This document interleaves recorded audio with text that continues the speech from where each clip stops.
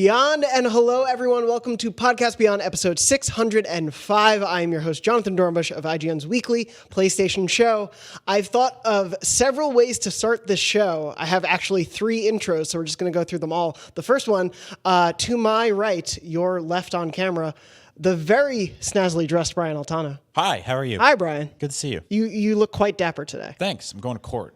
I thought you had a job interview at court. Yeah, I'm going to be the new judge. I'm actually, no, neither of those I'll things. be the judge of that. Yeah. Also joining us this week, Max. Hey. Scoville, thank you for being with us. Yeah. Glad to have you back. No, this is exciting. We're doing this on a Friday morning. Yeah. Which is like, we never do podcasts on a Friday morning. There's a different energy to it. We get to skip the morning meeting. It's great. Yeah. I really like this. Yeah, especially because it's TGS and there's Yeah. tons of stuff. We have so much to talk about. Yeah, sorry if we're a few days late on the show, but we'll make it worth it, I promise. Yes, but before we get to all of the stuff we should actually be talking about, the first thing I wanted to mention was, because it is the morning, it is fresh in my mind of how unfresh San Francisco smelled on my walk to work this morning. Yeah. And I didn't want to be alone in having to deal with that. It smelled real bad this morning because of the heat wave we're dealing So with. for the record, a lot of people think that because San Francisco is in California, it's hot. It's actually a very cold city by California standards. There's the famous Mark Twain quote, the coldest winter I ever had was a summer in San Francisco. But we get these weird kind of heat waves, and we're not used to the smell of garbage. Yeah, it's bad. It's sort of like when you microwave something for like 90 seconds and it's fine, but then you put it in for like 95 seconds and it's boiling hot and everything falls apart. That's this city. Yeah, it's pretty bad. It reminded me of summers in New York, and I thought I left that behind, but apparently not. Me too, but minus the great pizza. Yeah. Unfortunately, that's not here, but also what is here, and if I could just do some more breaking news for Barrett Courtney specifically and no one else out there. Rest in peace, Barrett Courtney. Yeah, rest in peace. This is in his memory. Steamforge Games, the company behind all of the Critical Role minis my girlfriend has bought, and the Resident Evil 2 board game, is making Ni no Kuni 2, the board game. It is available for pre-order right now. It comes out November 8th of this year. It's $40. And it's Ni no Kuni 2? It's Ni no Kuni 2, the board game. Crap. Or as old Beyond fans might remember, Colin Campbell, famous IGN employee, once called it Ninu Nana. Ah, yes. I would totally, are there little miniature figures? There are 4 character minis. I think it's of the first 4 characters you get in the game. Okay. If it was the first game, I would absolutely jump on that just for little miniatures because I like drippy. paint miniatures. I don't like board games. Jonathan, but I like paint things. you didn't mention that it comes with 6 Higgledy tokens. Higgledy tokens. And as longtime Beyond listeners will know, as Barrett once said, Higgledies are lit.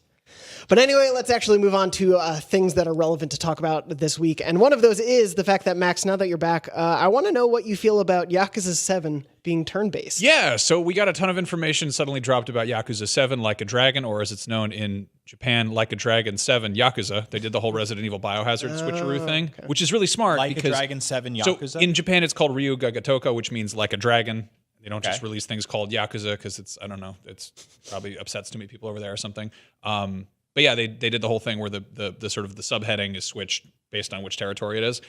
Anyway, the big thing about this is they announced that it's going to be turn-based combat. This is a mainline entry in the series. A lot of people are really, really pissed about this, which is understandable because after you play sort of, 7 or 8 games in a series that are all like real-time beat-em-up combat, and then suddenly they're like, we're making it a turn-based RPG. It's kind of like sort of a record scratch. The argument behind this is they really want to they want to try new things, which I really respect because as much as I love that series, it does get a bit formulaic in terms of what systems are in there. And they always throw a bunch of really cool mini games and stuff. But, and it's weird because the way it's structured, there is a clear sort of delineation between when you're running around exploring and when you're in combat. I've always thought it's funny, like you have random encounters with enemies and it goes like menacing men or like street thugs. And then it goes from like exploration mode into combat mode. Right. It almost feels like an RPG in that. It totally is an RPG. That's the thing. It's always had real-time combat. It's been like a beat 'em up RPG effectively. But now they're making it so it is a classical turn-based RPG supposedly with a party system. The idea being you're playing as a new protagonist this time around who is this guy named it's Ichiban Kasuga, I think. And he's this dude who's sort of he gets released from prison after 18 years. He's another Yakuza guy. I think he's been introduced in Yakuza Online, which is a mobile game in Japan. But basically, he's a new character for all intents and purposes. And the idea being that, like, the previous hero, Kazuma Kiryu, is basically this, like, walking army. He's just a badass. He can kick anyone's ass. He's super strong. No one can kill him.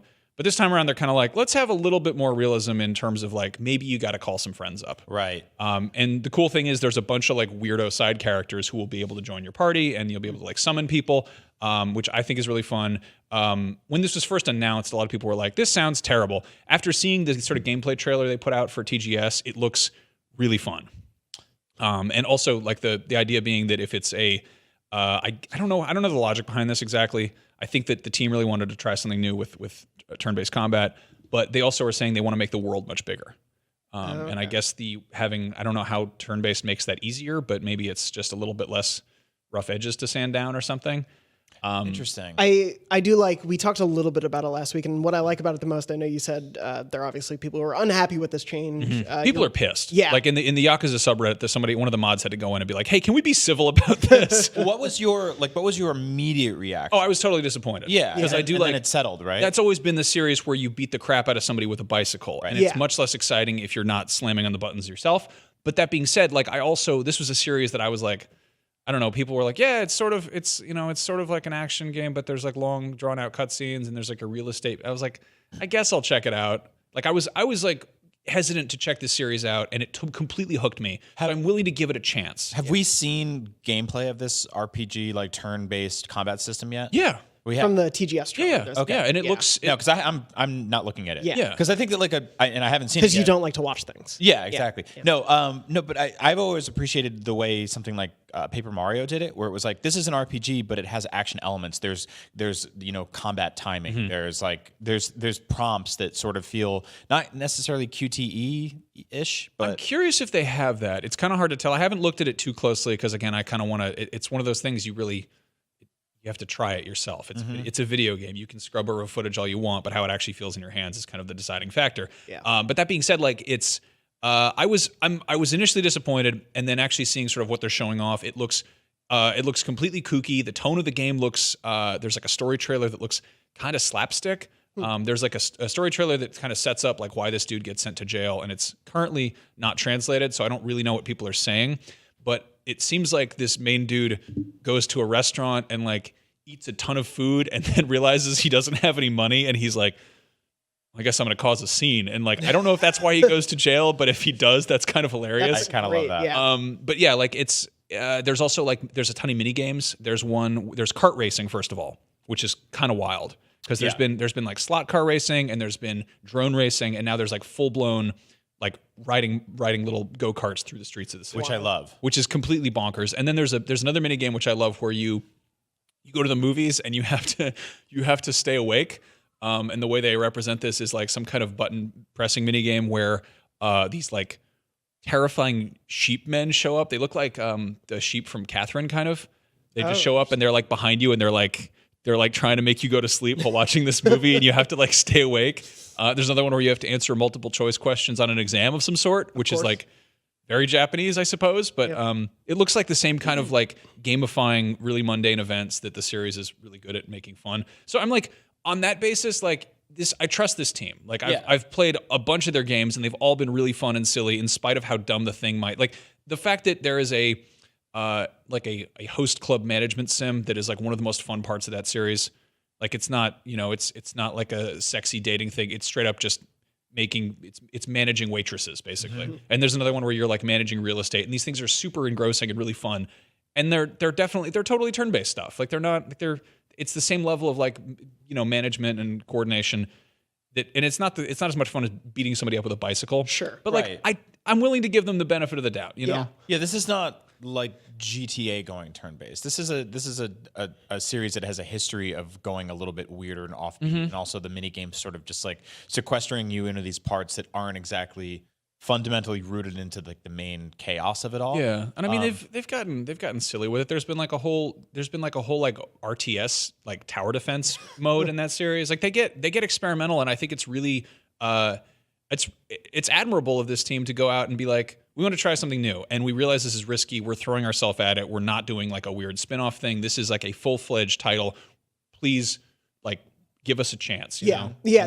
I like how open they're being about it too. They're like, give us a chance. If it doesn't work out and everyone hates it when you've played it, we'll go back. Yeah. Like they are pretty open about that, which I think appreciate. people forget that the like 10 or 15 hours a year they spend playing a sequel was 2 years, 3 years in development.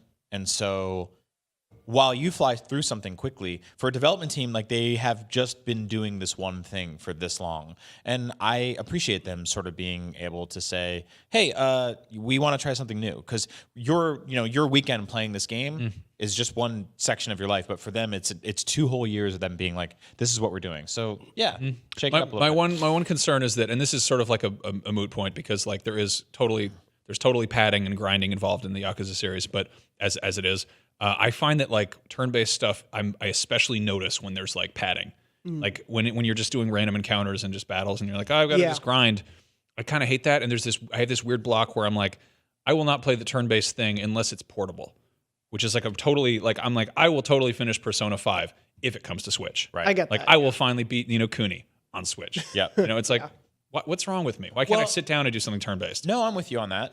Honestly, I played a lot of games on Vita like that because they were something I could do while looking at something else. Like it's not inherently the smartest thing in the world to grind RPG levels. Like to have that dominate a 65-inch television seems like counterproductive when you can watch a movie and just kind of like, level up. I hope that Yakuza 7 takes a cue from Persona and has like the sort of auto battle mode. Yeah. Because that was, I think, a really cool kind of quality of life. Persona has some really good workarounds to make the monotony of turn-based stuff. Sometimes you're able to run past it very quickly. I mean, and Judgment definitely had some like Persona 5 DNA in it. And it's also a Sega game. It would not surprise me one bit if those guys talk to each other a little bit and kind of. For sure. So yeah. Cool. Looking forward to hearing more about that. Before we get into all of the other TGS stuff, I did want to pause briefly to mention, because it's a pretty big piece of PlayStation news that happened to coincide. Good old Jeff Keighley. How you doing, Jeff? In addition to announcing the Game Awards 5th anniversary happening this December. Are they remastering it? It's the remastered Game Awards. He's doing put out the first one in 4K. He's doing the VGX with Joel McHale over again, but in 4K, 60 frames per second. It's now turn-based. Yeah. You have to wait for Joel to insult you. So he happened to put out on Twitter an image that said The Last of Us Part 2 media event, September 24th, 2019, Los Angeles, California. Please RSVP to your PR contact. Putting out this notice for a media event. Yeah. That's a weird way of distributing that news. It is. I am allowed to say I have received that image as well. That is all I can say about that event. Mm-hmm. I am aware of the event. So wait, do you mean to suggest that The Last of Us 2 will be coming out at some point? I think it will be a real game at some point, yes. I don't think that breaks okay, so I don't know a whole lot here, but that seems to like I was not expecting to hear about like hands-on preview event stuff for Last of Us for quite some time. I was not either. Yeah, so that seems you know how you sell 1 million PS4s this Christmas? You drop some new preview media right before the Black Friday. Seriously, this is September 24th. I imagine there'll be a week or two embargo. People will see a whole bunch of new stuff, potentially release date, and then they'll go, okay, this is... We've talked about this. I'm so envious of people who wait until like the very tail end of a console cycle and they're like, yeah, all right, I'll give it a shot. Like the person who waited until The Last of Us came out to buy a PS3 and then went through the entire back catalog. Yeah. Whoever's doing that this time around, they're like, yeah, I'll jump on a PS4 Pro. Why not? And then they play Last of Us 2 and then they work backwards from there. I mean, there's a like sort of tremendous reward to being patient in video games. It's just none of us are capable. Dude, early adopting sucks. Yeah. I mean, we're there. Like, so they just put out like the new Switch, right? Not the Switch Lite, but the one that like has like the remodeled battery. Yeah. And it's got all this like, tiny little tweaks that make it a little bit better. And I saw a bunch of people that were pissed off, and I was sitting there being like, well, they gave me $200 for my original one, so it cost me $100 basically to play Switch for 2.5 years. So that's a good deal. But also, yeah, you're essentially beta testing the best version of something that's yet to come. If you come in on day one with a PS4 in fall 2019, this library of hundreds of games that are all like dirt cheap and used right now and on digital sales all the time, yeah, you're kind of really smart. I mean, you're going to save a ton of money. Then you weren't really part of the conversation the last few years, but I think people like mostly don't care. Do you remember those doldrums in like 2014 where it was like, well, the launch window stuff is out and we're sort of tired, and then it's just like when it was like the Destiny Alpha, and you're like, well, Shadow of Mordor. All right, yeah. Yeah. And it was just like, when are things coming out? For the love of God, give us games. I was at EW at the time, and they were like, "Hey, do our games coverage for us." And it was slow then, in like slimmer pickings for sure. But I'd be like, "Yeah, there's a Lord of the Rings game in South Park. That's what we're going to focus on," because it was like, it was such a different time. Yeah. But Yeah, some indies here and there. I mean, yeah. But yeah, anyway. now we're getting toward the end of things, so we will likely hear more about The Last of Us Part 2 soon. There is, of course, all the speculation about the February release date rumors that were abounded, and then also at the GameStop managers conference, apparently Troy Baker was there to show off some Last of Us Part 2 gameplay. Oh. So it only makes sense that some stuff would coming. It is worth noting Naughty Dog does stuff on September 26th every year because that is Outbreak Day. When the cordyceps virus broke out in the fiction of The Last of Us. Anniversary of when Crash Bandicoot escaped from his enclosure and started breaking all those boxes. That was definitely an outbreak. A day I love so much. And so they usually do something to celebrate then, so I wouldn't be surprised if we get at least a trailer drop that day. But it's kind of crazy to think that we're getting Last of Us Part 2 something before the end of the year. I love how little we know about that game. I was just going to say, I sort of appreciate their lights out approach on this one, where we heard about it and then heard about it a year later and then didn't really hear anything for a long time. And you compare that to something like Death Stranding, which we'll talk about later, which is like this, on-off thing. So I really can't wait to see what they're doing with this. I think that like my gut reaction to The Last of Us Part 2 was that we didn't need it years ago, but I feel like it's been long enough that I'm like, if they're going to tell this story, I have a feeling it's because they have a reason to. Yeah. And it's also like, it's been years now since like I've connected with those characters, and we left them in such an interesting spot. Yeah, the ending to The Last of Us is one of my favorite video game endings of all time, and it was definitely a thing of like, nope, that's how that story should end. Yeah. And so I definitely feel that they have a story they want to tell, because at the end of the day, Naughty Dog could probably just make, more Uncharted's. Like if this was a thing about money or using a brand name that they know, they could just make Uncharted 5. Yeah. I think about it sort of like Breaking Bad is, one of my favorite TV shows of all time. Yeah. And it has, I believe, a pretty perfect ending. And I was like, I'm good. And then they were like, we're making a prequel series. And I was like, it doesn't need to happen. And then I watched it and I'm like, this is excellent. And then they were like, we're making a Netflix movie and it comes out in a month. And I'm like, okay, well, like clearly you know what you're doing. You have a story to tell here. I want to see what happens with these characters. Let's do this. I feel the same way with The Last of Us. There's something special about like waiting for something to sort of percolate and be like, to sort of let the dust settle and be like, well, what's the story you want to tell now? Yeah. As opposed to being like, I don't know, like churning out the sequel 3 years later because you are expected to. Like, do you have something to say yet? And I think they've let it breathe enough. Well, it's just like this week, the creators of Celeste were like, the game is done. We have nothing more to say about the story. Like the story of Celeste is over and we're happy, and, we're not going to make a sequel. But, if an idea comes to us a few years from now, we'll think about it. And I like that so much more than like Celeste will return, and just banking on that being an annualized thing. Letting it sit there until you're ready to do it again feels like really good. Mm-hmm. Yeah. Especially when it's something so many players connected so emotionally deeply with. Yep. You don't want to betray that with a sequel that is just pumped out to make some money. So I mean, also Naughty Dog is a studio that has clearly grown up with the medium. Yeah. Like they have, and I don't know how much, I don't know what that, there's that whole like Plato's ship thing where you like move, people come and go from a studio. So like, I don't know who is still there that's sort of driving the ship, how many original developers are there, but like it's cool to see that studio go from like, here is Orange Bandicoot to like, well, here's heartfelt storytelling and like a sad ending. Yeah. Right. And also like some of the most technical, like groundbreaking video game stuff ever made. I mean, the animation stuff we saw 2 years ago for this game is far and away above what anybody else is doing. And it's been 2 years. I honestly think that that's going to be the next, like that will be the sort of like the things that define the next generation. I don't think it's going to be like larger environments, and I don't even think it's going to be like 60 frames per second locked. I think it's going to be stuff like animation. It's going to be stuff that's like when you look at it, you go, "Oh wow, this is different than just like how many people can you fit on screen, how many polygons can you fit." It's going to be about like capturing performances, the fidelity of it. Yeah, I mean, give me a world a quarter the size of a GTA map, but that is as richly detailed as could possibly be, and Yeah. I will happily take that over a much larger space that is more sparse. I totally agree. So yeah, it'll be very interesting to see much more of Last of Us Part 2. I can't believe that's a real game we're going to be able to talk Speaking of about. very sparse, large Yeah. spaces. Yeah, let's jump right into that. We got, as of this recording, and I think there's more to come probably right after this, 49 minutes of Death Stranding gameplay.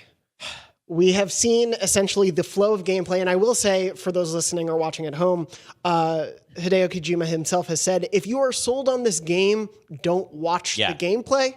We, of course, watched the gameplay. But if you don't want to know, we're going to go into detail about what's in the gameplay. So if you don't want to hear that, there will be time codes probably wherever this is posted, so look for those. But We honestly went from I need to see more of this game to fully understand what it is to don't show me another second, I'm sold. That's exactly where I am right now. I'm like, I'm completely in. I'm good. I like peeked a little bit at some of the stuff and I'm like, I'm okay. I'm all in. Let's do this. scrubbed through it. Like I skimmed it because I am sold on this, but I am like, I need to Morbidly talk about it. curious. yes, I did a similar thing. I mean, he said like ages ago, this is an open world action adventure game with stealth elements. And we saw that. Yep. And I think everything sort of leading up to that, he's like, it's a new kind of game. It's a Strand game. And it's like, well, It's not a stealth game. It's not a stealth game. Like, yeah, he he said that. didn't say, did he say outright it's not a stealth game? Yeah, straight up. I think, I don't know. He said, one of the first things he said was like, it is an open world action game with stealth elements. This was like way back in the day when people were like, what kind of a game is it? And he's like, oh, it's not that unfamiliar, but like, I think those are kind of the sort of familiar base. That's like the fundamental elements. That is the sort of bread and butter part, but like the stuff that he's actually pushing, the stuff he wants to really do is the weirder kind of forefront stuff that he's showing off. Yeah, here's the quote. June 4th, 2019, so understandably during E3. His quote was, Death Stranding is not a stealth game, could move subjectively, but not a first-person shooting game either. By incorporating with the concept of connection, parentheses strand, it's totally brand new genre called action game strand game, social strand system. Yeah, and I remember that like not necessarily letting people down, but sort of irking them a bit because it's somebody telling you a lot of what something isn't going to be and not necessarily what something is. And now that we're seeing it, it's like, oh no, it has a bunch of that stuff. He also did mention that there will be first person segments. Yeah, I think some of the elements. And so, I feel like, okay, so let's talk about what we have seen, what we did see in action. So this 49-minute demo essentially goes through what like the sort of like your mission structure will be as you're playing Death Stranding. So it showed Sam Bridges, the Norman Reedus character, going from essentially the like depot where he starts his missions, the Knot City. Yeah, Capital Knot City distribution center is where it begins. So he takes a mission and prepares for the journey ahead. You essentially see him planning out his the mission, where he's going to go on the map, what equipment he wants to bring with him, both what he wants to mod his body with, as well as the stuff that he's going to actually carry. And then we see him go out into the field, and some chaos can ensue. right. So knowing that we all haven't necessarily watched all 49 minutes to keep some of the mystery apprised, what did you guys see? What did stand out to you in this demo? Both on the gameplay level, both in the world, because those are two of the things that it's really funny watching. Like, first of all, like if you showed me the original cutscenes and trailers for this, like they are so. I think there's bits and pieces in there hitting it what the gameplay is like, but for the most part, that's just like Kojima cutscene nonsense. Yeah. The moment-to-moment gameplay. I think I called this a while ago.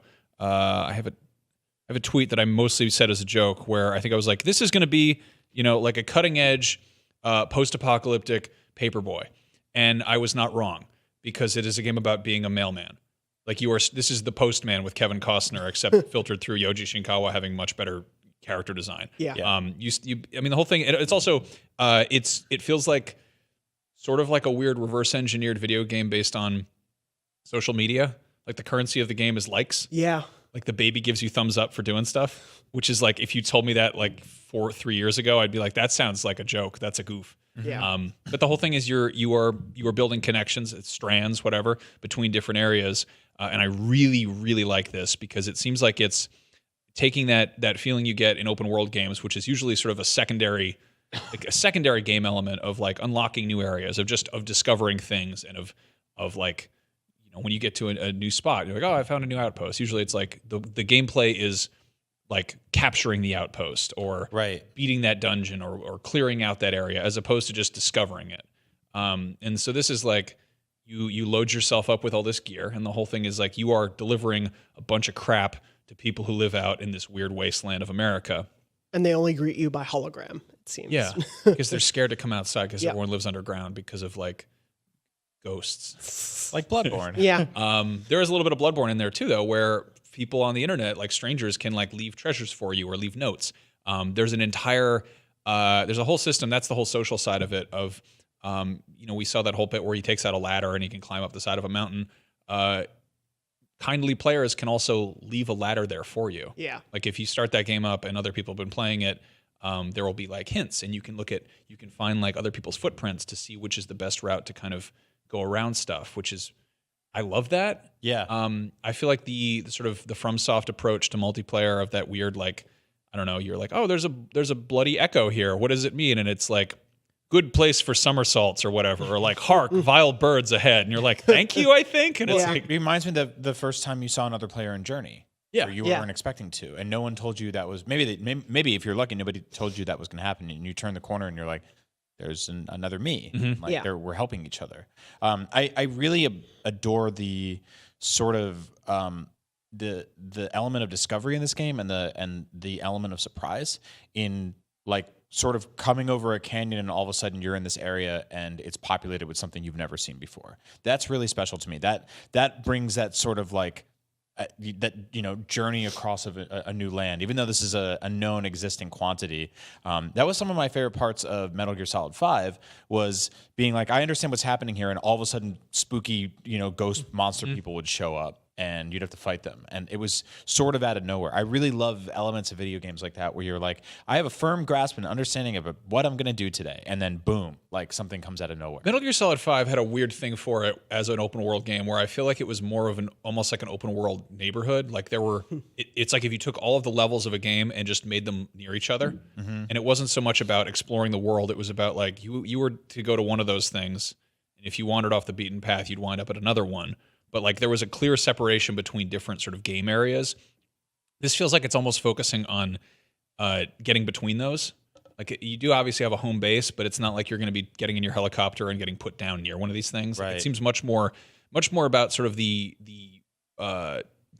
journey than the destination. Yeah, that like getting through the environment and seems to be as important as the combat or getting to the location. And I think what plays into that, and I just wanted to bring it up, Sam has 9 stats according to the gameplay, which included movement speed, balance, rugged terrain resistance, sync level, battery capacity, stamina, fatigue resistance, carrying capacity, resistance to falling unconscious, and lung capacity. There's also a separate section for balance recovery. But it's not clear how this is measured or displayed. So it's a lot of systems to juggle. There's so much going on in this game, and I'm really excited about it because sort of at the end of the day, like it still does have like the part where you can sneak into an outpost and strangle somebody and tie them up and then steal their things, which is fun. I like that part of video games that looks very Phantom Painy, which I showed that to you, Brian, and you were like, oh, yeah, that totally looks like Metal Gear 5. Like it's great, which is it's a familiar thing nestled within this stuff that's otherwise kind of bonkers. The whole like delivery system where you load yourself up with, it's completely doing away with that nonsense hammer space that we see in games where like, I don't know, Link is carrying an entire armory, but it's there. It's there somewhere. It's in a nebulous space. They're like, what if you showed that to the player? Like, what if every one of those things was visually represented and reflected in the gameplay? So you have to like gear yourself up. Like there's a whole thing where it shows Sam's center of gravity. And if you're it's like bringing groceries in from the car. Like it's a game of that, of trying to carry all the stuff in at once. But like if you put too much stuff on him and there's a little too much on one side, if he's like running full sprint, he's going to tilt that way and you're going to have to correct it. There's all this weird, like, I think Chris Kohler wrote a thing on Kotaku breaking this down, and it was like, it's sort of like an actual person simulator in that if you're fighting somebody, you sort of have to choose like, which hand will you be trying to grab them with? Yeah. Like even during some action, some of the like basic combat, he'd punch a guy and then like 3 options would come out and be like, use your left hand, use your right hand, use your put him on your back. Yeah. And it was like, throw your purse at him. Like, what are you going to do? It feels like there's going to be a lot to get used to. Yeah. Which games have become so like, you can figure it all out in the first 20 minutes. It's kind of interesting to be like, What was that Angry Birds game where you had to build little cars? Do you remember that? Angry Birds Birds kart Cars? racing. No. It was Do you like, mean Banjo-Kazooie Nuts and Bolts? it was a nuts and bolts. I get it. The Angry Birds one was like a ripoff of it. But like Right. any Okay. physics-based game where you have to like build a thing and then make it sort of work. I mean, there's basically like a Kerbal Space Program at like angle here. Yeah. Where you are loading this man up with a bunch of boxes, Right. and then you have to make him move around this world.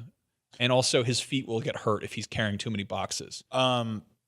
Yeah, I think this sounds tremendously interesting. I don't know if people will find all of it fun, which is a very different thing. I mean, I think it's gonna attract a very select type of person. I think it's Definitely. also going to be phenomenal to see. Like, I think there's going to be a bunch of crazy gifs, a bunch of weird Twitch streamers, a bunch of people like attempting really strange things with it. There's that game where like you have to build a bridge and trucks go over it or whatever. yeah. Again, like I don't know what this game is. I just see like gifs of it on Reddit. I'm like, this is wild. And like I think it's going to be sort of like that, but with a man. Also, it just hit me. This is like a deconstructed Skyrim where you are carrying all of this crap, but it's not just like you go from like, you have all these things. Oh, you're over encumbered. You can't run. This is like, oh, everything you have will make you slightly more over encumbered. There's also lots of ladders in this game, which Bethesda's very bad at. Exactly. But also there's that whole thing of Skyrimming, which is where you like, I don't know, you're going to take this horse and make it go like, 90 degrees up the side of a mountain. Yep. In this case, they're like, not really. How are you going to do that? Like, this is kind of a weird hiking game where you're like, Ironically, I spend probably 20% of my time in Horizon Zero Dawn running on the same engine as this game, janking up the mountain. Yeah. as Yeah. we called it. so this is a game where it's like, what if that was the game mechanic is like getting up the thing? Also, the way you so many games, they're like, yeah, set your waypoint. That is going to be a straight line for you. This has like multi-point waypointing where you look at the map and you can see elevation, you can see different sort of gullies and things. I think this is the first game I've seen where you can actually like, you can do like a multi-point like Structure navigation your path thing. like that. Yeah, I don't know. Which if is you also know like, that. how is it taken us this long? Yeah. So many games are just like, you put down, there's point A and point B. This is like, well, no, you've got to go around something there. I had that happen in Breath of the Wild constantly, which was obviously a very liberal game when it came to allowing you to climb literally everything. And in its politics. Yeah, and it's incredibly, Ganon was very anti-gun. And so they would allow you to basically like pinpoint something, but then you'd get there and you'd be like, oh crap, there's a mountain. Yeah. My question about this game, we know it's about walking across America, and Max and I were talking about this a little bit yesterday.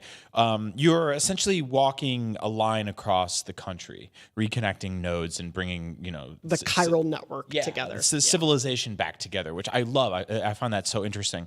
But how much wiggle room is there? Is there like, can you go to Chicago? Can you go to Texas? Like, how is that represented? How big is this world? Is it basically just like this sort of narrow path with some wiggle room within it, or can you kind of like up it, graph chart a little bit? Just ebb and like flow how a little bit? structured is that Yeah. going to be? And what I love about that is like when you talk to people who have driven across the country, which I've never done, I've always wanted to do.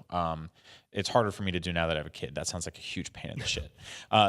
The idea of basically going across the country and then people will tell you stories of like, oh, when you get here, there's nothing for the longest stretch. But then there's all this stuff happens. But then there's this crazy stuff and you want to get out of there as fast as possible. But then this happens and it's beautiful and it's cool. I love all that. And then you get to the coasts and there's these booming populations and cities. In this game, obviously, we don't know what's there. There could be the apocalypse. That's the end of the world. Whatever it is, there's so much question there. And so I'm fascinated to see how that element plays out, that travel element. People have reductively called this a walking simulator. I think that's like, first of all, it's Mario's a jumping simulator. Shut up. yeah, it's also like walking is something we do constantly. It's not inherently a bad thing. If you watch any gameplay for this, you know that you do a lot more than just walking. But also walking brings with you discovery. When I go to major cities, I don't Uber everywhere. I pick a point in the map. I start in the center of it. I always pick a hotel in the city center, and then I start walking in a different direction. And I stop when I'm tired, and I sit down and I get a beer, or a drink, and food, and then I keep walking again. That element of discovery is Take something, a mud bath, play the harmonica for the exactly. baby. Jump in the river, Do a dunk. That element of discovery that you find just navigating your own body through a strange new place is one of the coolest things in the world that you can do as a human being on planet Earth. And to replicate that in a video game with sci-fi insanity is incredibly cool. I do think. Oh, sorry. Go ahead. I was going to say, I think it feels again, we don't know what this game is, but I'm really excited about the prospect of what it's shaped like, because so often we think open world and we think it is a big circle or a big square, and you start at some point and you just kind of go every which way. And like, I mean, Breath of the Wild was a phenomenal kind of revisiting of that and kind of picking it apart and basically just turning you loose and being like, go wherever out the gate, beat the last boss. We don't care. Do whatever you want. And we've seen other games kind of do different approaches where it's open worlds, period, like where it's two different areas. Metal Gear Solid 5 was like that. I mean, Red Dead was sort of like, here's a huge living, breathing ecosystem. Figure it out.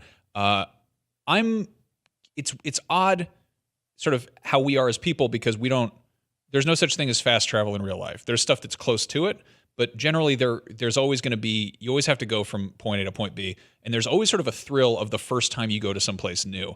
And I feel like open worlds, there's something they skip there. There's something that's sort of skipped about the journey, where there's always going to be that level of tedium between point A and point B. Yeah. And in real life, it's not always the case. You can get horribly lost in a boring city, and that's tedious, but like that idea of having a journey, a point A to point B, and having we talk about open world games and linear games, and sometimes there's wide linear, like, I don't know, there's branching paths within a linear game, but like, we haven't seen an open world game that's taking this map and stretching it out.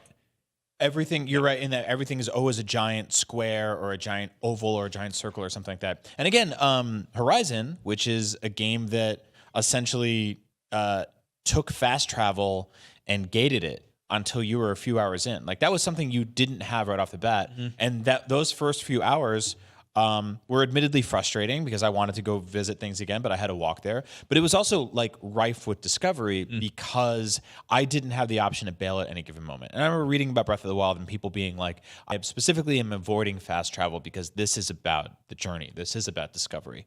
The idea of an open world game that is long and stretched instead of fat and wide. I've been wanting this for years now. Yeah, I had cool. a weird dream ages ago about like navigating on, like, you think about like The Road, the movie, like it's this concept of a journey of going from one place to another, but like there's always going to be stuff sidetracking you. Right. And I love the idea of being like, and Final Fantasy 15 almost did this. It was so close, but then it totally fell into this like stupid backtracky open world approach where it's like that if that game had been stretched out across one giant road and it was basically a very wide linear road trip game, it would have been really cool. But again, that's a world that's full of like kooky monsters left and right. Horizon's the same way, where you looking at Death Stranding, you were like, it looks kind of sparse. Like there's less robot chickens running around and nonsense animals every which way, which honestly I really like, because when you go out and explore the world, there frequently are stretches that are boring. And there's something, I'm not going to say that Death Stranding is realistic, but there's something, like, I think you appreciate when something huge happens if there's sort of moments of peace between those I mean, that is the entire sort of foundation that something like Shadow of the Colossus is built on, right? You have minimalism, and then you have, holy crap, this is something I've never seen before in my entire life. We also, I've referenced Jodorowsky's El Topo a million times in the show. That is a movie that is essentially about an assassin going through a spiral in a desert to reach the center, which is essentially a straight line. It is a giant circle, but he is moving from sparse areas and deadly quiet to nightmarish, freakish, weird, bizarre mini boss fights. If you've ever played a FromSoft game, please watch that movie. It's super weird. It sort of collapses at the end, but whatever. That's the same sort of idea, right? It is quiet, and it is empty, and it is vast until it's not, and then it's special, and then it like breathes again. I'm really interested to actually get to play this game and see what that flow is like, because I do think it is going to be a quieter game, like a calmer game at a lot of points than we are used to playing. Like, we are used to games of this scale and of this budget and sort of this promotion level being games that are like, excuse me, constantly, what is the next thing that's going to energize you? What is the next thing that's going to excite you? And a game that is like,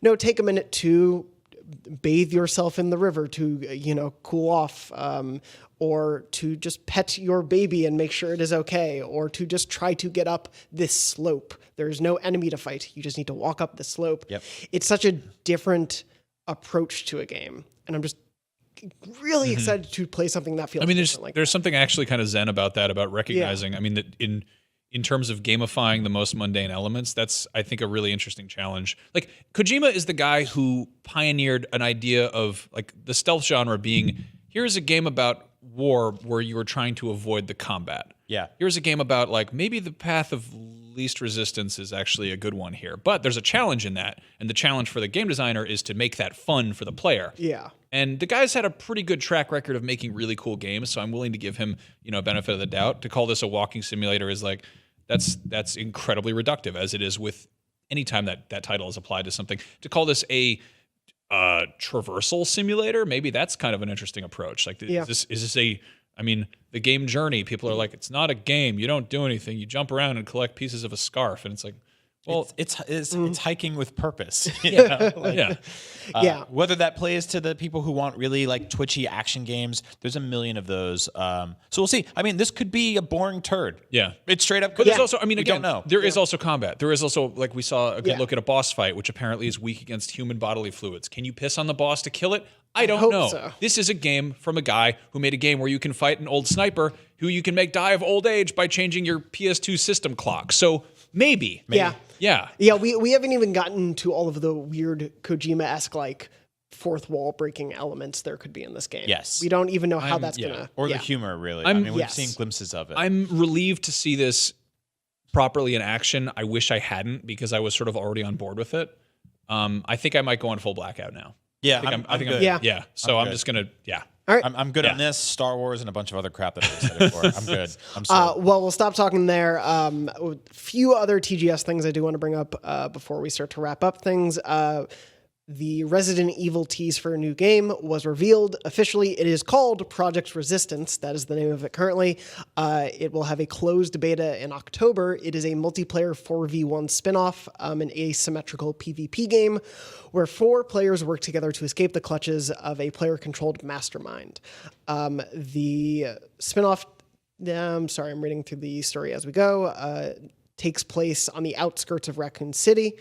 Similar to games like Friday the 13th and Dead by Daylight, the 4 survivor characters are controlled by players who must work together and escape 3 levels, all while overcoming zombies and traps placed by a 5th player who's playing as the mastermind. So it has some sort of Saw elements to it. Yeah. You basically get to, if you were playing that other character, you get to plot the ways those characters can hopefully die. Matt Kim got to play this the other day and came back kind of just like totally glowing about it and was sort of spilling the beans to us.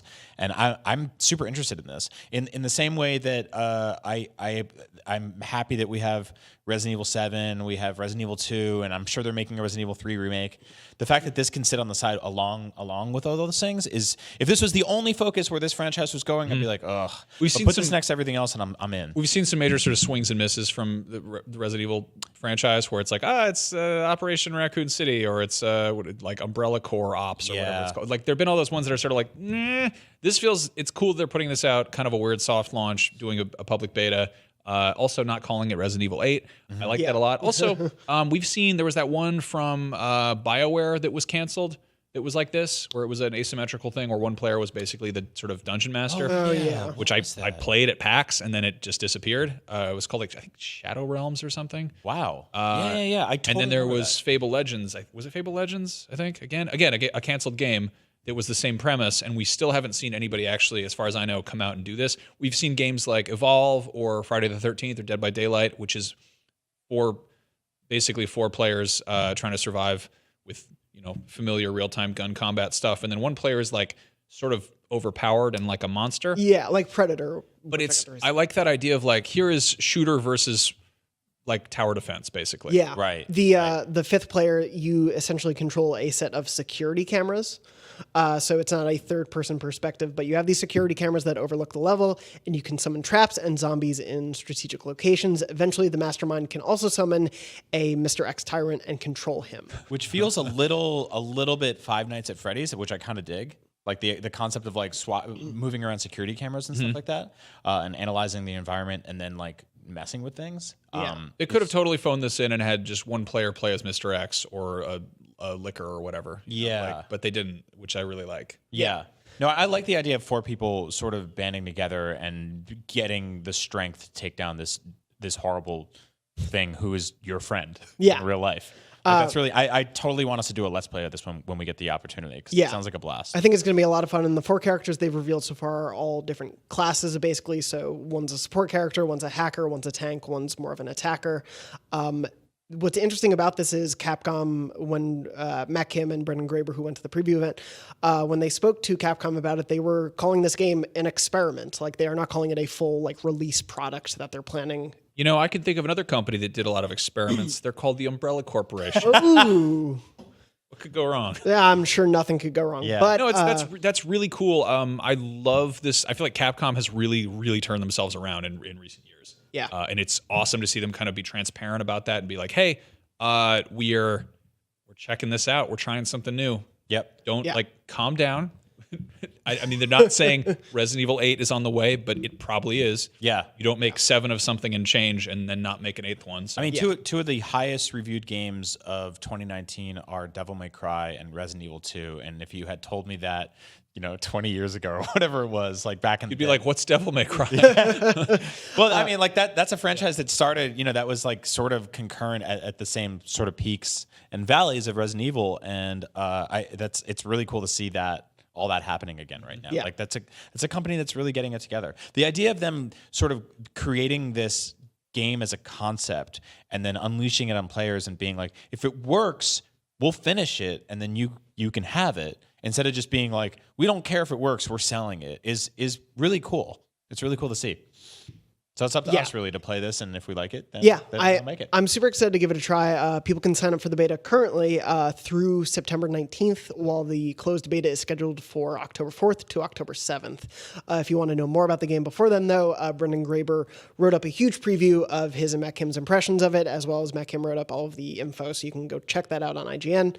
A couple other things before we wrap up with the memory card. I did want to briefly mention Dragon Ball Z Kakarot has a release date now. It's coming out January 17th, 2020, and they confirmed the Majin Buu saga. So excited. Me too. Are you a Dragon Ball dude? I watched Dragon Ball Z every day after school as a kid. Like, no way, I didn't know that. Yeah. Okay. So I never watched Dragon Ball. Okay. I never watched the original, but Dragon Ball Z I watched every day, was super obsessed with it, played the Legacy of Goku games. Dude, this looks like the HD version of that. So that's what I'm excited about. I loved those games, and this feels like, this is just the modern day incarnation of that. And the fact that they are including as much as they are has me so excited. I know you've been able to talk to some of the devs and everything at E3 and seen more of the game than I have, I think. But yeah, I'm just super excited to get this, and I love that it's taking that early 2020 spot. That is a weird release date. Yeah. I will say that's historically that's when it's been a Capcom game a lot of times. Well, that's also like a great week for kids to spend gift cards they got at Christmas. Like that's where that comes in. It's people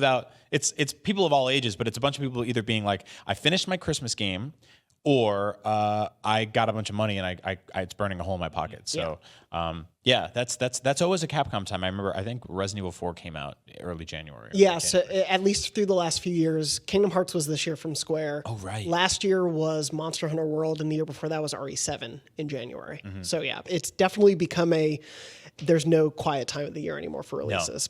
Yeah, that game is impressing me a lot more than I expected it to. So I'm really looking forward to more. It's a cool way to kick off the year too. Yeah, also also next year is going to be insane. Yes. Yeah. It's very easy to sort of tune out Dragon Ball games because they've Dragon Ball Z, GT, Super, whatever the hell it is. They since sort of day one, that series kind of grew up alongside video games, and it's very easy to look at like a martial arts anime and be like, make a fighting game. Okay, there have been so many Dragon Ball fighting games over the years. There have been a handful of platformers, 1 or 2 RPGs. To do like a full blown like action RPG story game that's quasi open world is like. I'm so excited. Also, this is a game that does not ignore like the weird little nuances and like side quest filler episode nonsense things. So like this is, I feel like if this is a Yakuza game with Dragon Ball, I'm like pretty into it. I'm very into that. Yeah.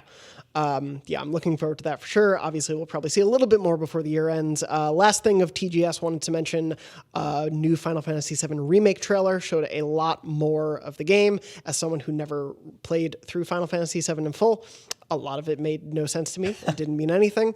Obviously, I wish Lucy O'Brien could be here, but unfortunately she's away at this moment. But we have a really big breakdown of that trailer on IGN. I think we have 15 minutes of uncut gameplay with some of our UK boys giving you some details about all of that in there. So definitely check that out. That comes out March?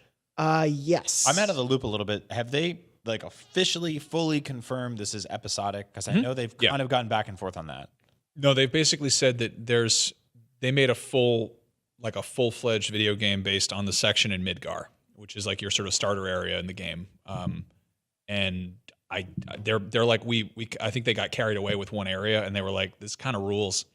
This is a series people love. We'll take our time. Right. But they've said, I don't think they're calling it episodic. I think we heard episodic and we were thinking like, a Life is Strange type of thing, or like a Walking Dead, where it's like, oh, here's like a little thing every once in a while. There's going to be Final Fantasy VII Remake Part 2. Like there's totally going to be like. So each one will be $60 though. Yeah. Yeah, they'll be this full-fledged. remake will essentially cost you $180, and your stuff will carry over. I mean, we don't know how many episodes they're doing or how they're approaching it, but I'm guessing it's going to be like a 13 type thing where they break it up into numerous games. Yeah. I'm really excited about this. I guiltily will admit I've never finished Final Fantasy VII. I've like always appreciated it on like a sort of like I've watched, the anime and like or whatever you call the CG movie. And like, I'd love all the characters, and it was like, it's one of those things that blew me away when I was a kid. And like, I think the first time I drew anything that was like anime-esque fan art, it was Cloud. Yeah. It's terrible. But should get some of those on the show. Yeah, but I've gone back and revisited. Like I've been playing FF7 on Switch with like all of the weird tweaks you can put in there, and like skip random encounters and like auto level, which is a really nice quality of life thing. Yeah. That game still is like really hard to go back to. Yeah, it is aged like, I mean, it's aged like an early PS1 game. It's tricky. But like it's kind of cool. Like I've seen people kind of look at this remake and been like, this is how this game looked in my head in 1997. Yep. Yeah. And I don't know. I'm stoked. It's cool to have that like vision come true for so many people, especially after so many years of like what's going on with this thing. And we have a release date. We have multiple trailers. We have dozens of minutes of gameplay. Like it's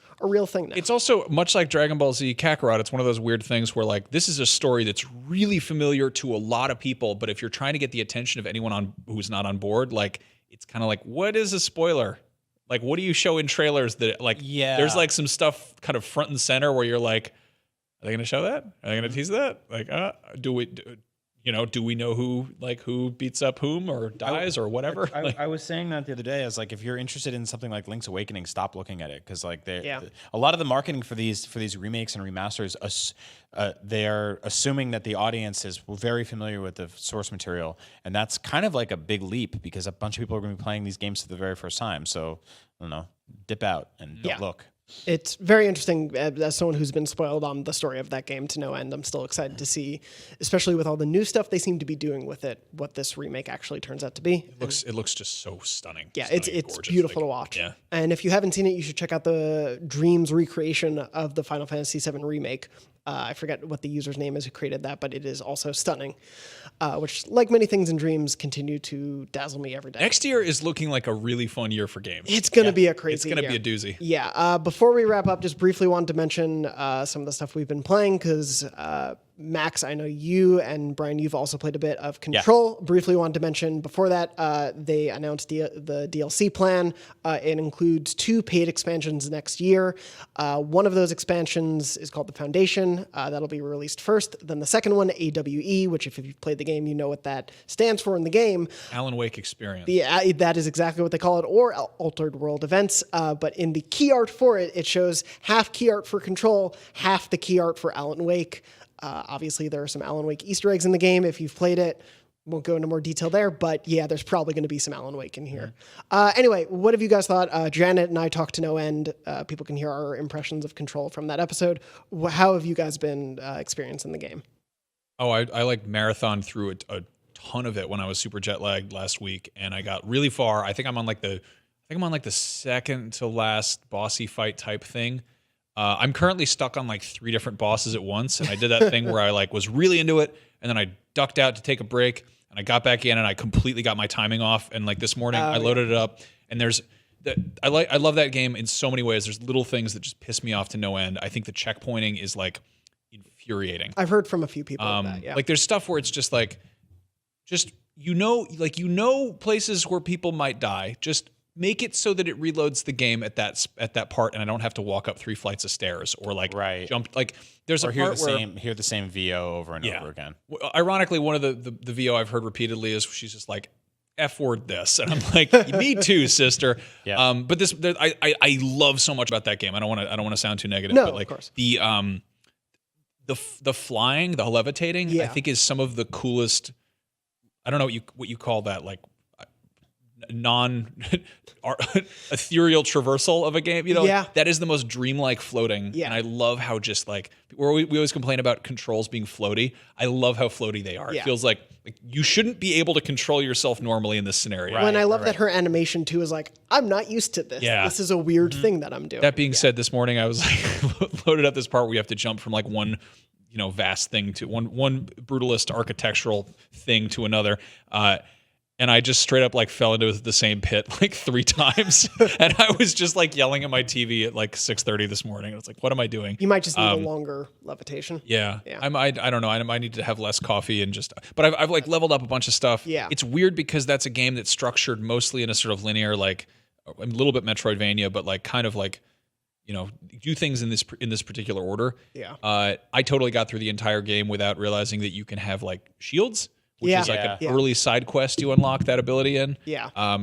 There's a bunch of like a Metroidvania game. There's a bunch of stuff hidden in the corners that I think most people skip over. Yeah. And so the thing is, it's like the environments are boring. They're supposed to be. That's the point, right? Because then things happen in them and they make them interesting. And so I think for people wanting to explore like the nook and crannies of these sort of formulaic office spaces, they're not inherently trained to do that because they look so samey. But then there's like a funny copy machine in the corner that shoots points out or whatever. And so it's like important to go dig around and do all that stuff, which is kind of counterintuitive to like a story-driven game where you want to move the narrative along. But no, I dig it. I'm a few hours in. I'm probably going to keep playing a bunch more this weekend. I'm not crazy about the map, and I'm not crazy about sort of... The map's not great. Yeah. The map wish reminds me of Fez, which was also sort of a Metroidvania with a really like obtuse and like almost whimsical map, which was like, this is a crazy kooky world about things being a little bit disorienting. But it's like, but that doesn't work as a game mechanic for the map. Make the map work. Yeah, you can't always tell what level you're on of the map. That map would be great if you could zoom in or if you could go and just tweak it a tiny bit, like isometric. I also I wish it left you alone more. There's a lot of just like people in the game like milling around who are constantly talking to you, and I'm like, I love the isolationism of Metroid games. Of most Metroidvania games are less about NPCs and interaction and like friends and teammates. Like my least favorite Metroid games are the ones where they're constantly like, "Hey Samus, what's going on? How you doing over there? Like, can I take your powers away?" I think the writing in the game is really good. I think it's totally used the wrong way. Like so much of that game is about this bizarre environment and this sense of like disorientation and isolation.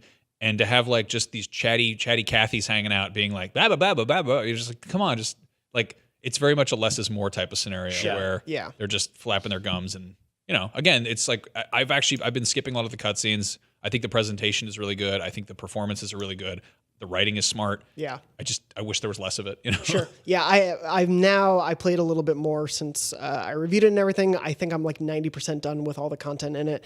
And I think my biggest complaint now at this point is just that I think the best writing and the best use of the world and the most interesting stuff is all outside the story. Like the main campaign is probably the least interesting part. I still enjoyed it, but everything, some of the coolest powers are hidden on the side. Some of the coolest bosses are hidden on the side, and the best collectibles that have the best writing in them, you have to go out of your way to find. And it's worth it to do that, but it's weird that some of that stuff wasn't better integrated into your main experience. Yeah, I mean, you really have to read a lot of the documentation and subject matter and stuff that you pull up, which, again, I think when people are like, I got a cool action game, I'm going to play the action game. It's like, no, sit down and read the notes and read this, read that, which feels very old school in a lot of ways. There's a bunch of Metroid Prime games were like that. You had to basically scan statues and read lore to really get into like the nitty gritty of what happened there. But no, I dig it. I'm really glad it exists. I hope this team gets to keep making more. I noticed that it didn't even chart on MPD. Yeah, unfortunately, that's a bummer. It was not in the top 20 as far as I can remember, which is definitely a bummer. If you haven't played this game yet, please give it a try. I have a feeling this is a game a lot of people are probably going to buy when it's on sale throughout the time. So I hope it's one of those like slow burn games. But Remedy, I think, is an awesome, really brilliant creative studio, and I hope they can continue to make interesting games. Also, if you enjoyed this game and would like to find some supplementary content out there, I would highly recommend the Southern Reach trilogy, which is Annihilation, Authority, and Acceptance, I think. Acceptance. Authority, the second one, is like there's so much similarity. Yeah. Like the main character in that book is literally called Control. But yeah, they adapted Annihilation into a movie, which was kind of an entirely different animal. But Yeah.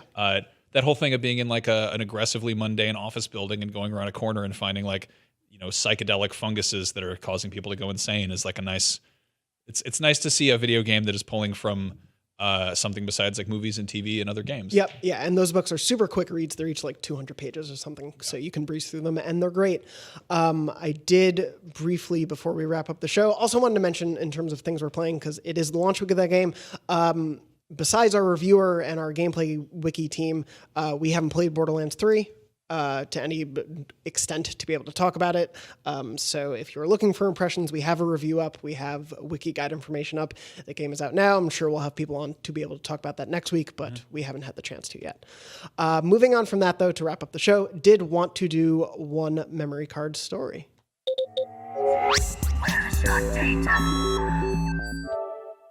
Memory Card is, of course, our weekly segment where you, the viewers and listeners at home, write in with your funny, weird, wacky, sad, happy, whatever stories about your gaming life, usually with PlayStation, sometimes not, given some exceptions. But you write in those stories, we read them on the show. If you'd like your story to be read, please write in with the subject line memory card to beyond@ign.com. That email is also where you can write in trophy test suggestions. We're not going to do one this week just for some time, and I forgot to make one. But also you can write in questions and everything else to the show at beyond@ign.com. This week's memory card comes from Jake. And Jake said, "Hello, Beyond. My memory card story goes back to May of 2006. I'm already getting choked up. Growing up, the Sly Cooper series was one of my favorite game series. It just moved. Was one of my favorite game series of all time. One day, I am scheduled to have surgery to have all of my wisdom teeth removed. I had been saving up for Sly 3 Honor Among Thieves. I told my mom that after wisdom teeth surgery, I wanted to swing by the mall to pick up a copy, and she proceeded to say, 'We'll see how you feel.' To which I replied, 'I'll be fine, don't worry.' Oh, this is going to be good. With the confidence that only a naive 14-year-old can have. Fast forward to post-operation, and the only place I want to spend my immediate existence is home sleeping in bed. When I finally came to many, many, many hours later, I woke up to see a fresh copy of Sly 3 sitting on my bedside table. I finally dragged myself out of bed and played probably 6 to 8 hours of the game in one sitting. It remains to be one of my favorite series of all time. I can only hope that Sucker Punch Sony Sanzaru brings the series back to life at some point, as I'm sure I'm not the only person who would love to see Sly and the gang reunite. Thanks for all the great content and beyond to all of you. That's very sweet. I got very excited because I thought it was going to be one of those things where you're coming off like anesthesia and you just go into GameStop and start a scene, try to steal all the games. Yeah, that was a... That's a really good one. Yeah, very happy that you were able to play that game, and very kind of your family to be able to get you that. Whether or not you were part of those proceedings, you probably have no idea. Yeah. But we have a couple more emotional ones, but as I was not prepared this early in the morning to read those, I'll read some of those next week, but thank you all for writing those in. Definitely plan on reading those. Do you guys have any fond memories of like games that you played while horribly sick or injured? Ooh. Like a broken arm game or like a sick with a flu game? So I've never broken any bones, but I did get sick constantly as a kid. I think I played through Wind Waker, like under a crazy flu one summer. That's a good fever. And that was just like sailing through Hyrule and just going on that boat just for hours and hours, and it was very calming and soothing at that time. What about you, Brian? Nothing I can think of. No, I had. You never get sick. I had like. I've had the worst food poisoning I've had in my life. I got the day before Thanksgiving a couple years ago, and like it was just like projectile everything for a couple days, and then there's that period where you're just like you can't really keep things down. You're having like saltines and Gatorade, and you just feel like you got hit by a car. I played through Max Payne 3 that way, and it was a trip. Man. Yeah, that was a perfect game for that because this dude is just like seeing double, and he's like. Keeps getting like painkillers, and he's like, I need these for my body. And I'm like, you and me both, brother.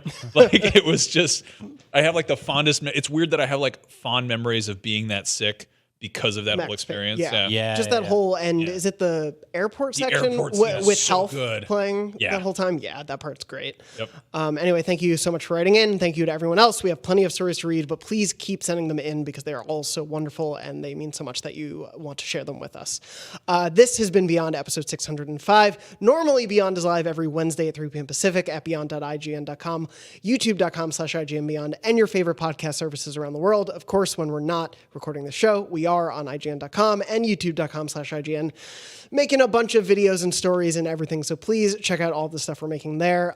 Brian, Max, before we wrap up, anything you want to tout / where can people find you? I put up a new episode of Fast Travel this week, which is our sort of travel show for gamers and nerds or whatever we call ourselves. We don't like Such a good show. Yeah, thank you. You've been turning that show for it's always been sort of a cool nerdy travel show. You have gotten your hands dirty with it. And each episode is better than the last. So. I definitely got to go like all in. It's very my brain in this one. We went to Brussels, Belgium, which is a country that banned loot boxes. We talked about that a lot and went to a bunch of different like retro game stores and record shops. And yeah, so go check that out. And then I also put up a written and video preview for Link's Awakening, which is a game I never shut up about. So go check that out. And that comes out next week. Next week. So, yeah. There's actually not on PlayStation, but but if you have a Switch, you should play it. There's a crazy indie apocalypse next week, which we'll talk Goose about. Game. Then. Goose Game. Is that finally coming out? Yeah. Good Lord. Next week is Untitled Goose Game, Sayonara Wild Hearts, Overland, Mutazione, which I played at PAX and is super rad.